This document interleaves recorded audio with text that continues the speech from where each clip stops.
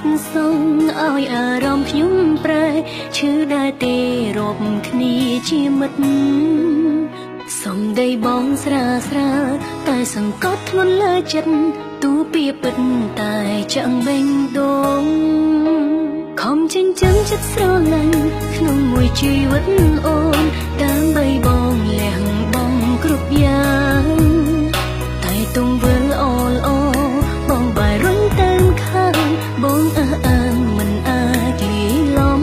នឹងអារម្មណ៍ស្នេហ៍នារីក្នុងសបិនបងគេជានាងណា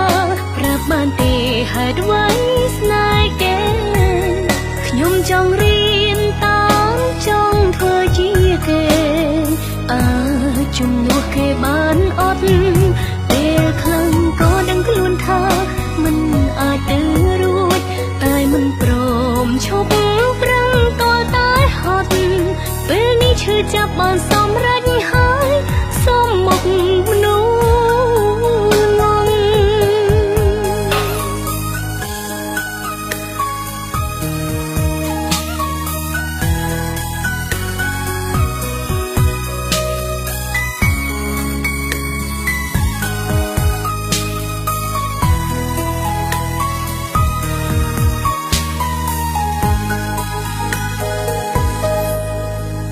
តែប៉ុន្មានមាត់សងឲ្យអារម្មណ៍ខ្ញុំប្រែឈឺដែរទេរាប់គ្នាជាមិត្តសំដីបងស្រាស្រាតែសង្កត់ធ្ងន់លើចិត្តទូពីពិតតែchẳngបេងដូងខំចិញ្ចឹមចិត្តស្រឡាញ់ក្នុងមួយជីវិតអូនដើម្បីបងលះបង់គ្រប់យ៉ាងតែទង្វើល្អល្អបងបែររុញទៅបងអះអាងមិនអាចលីឡំនឹងអារម្មណ៍ស្នេហ៍នារីក្នុងសបិនបងគេជានាងណាប្រាប់បានទេហេតុអ្វីស្នេហ៍គេខ្ញុំចង់រៀនតាមចង់ធ្វើជាគេជំនួសគេបានអត់ពេលខ្លាំងក៏ដឹងខ្លួនថាមិនអាចទៅរួចតែមិនព្រមឈប់ប្រឹងក៏តែហត់ពេលនេះឈឺចាប់បានសម្រេចហើយ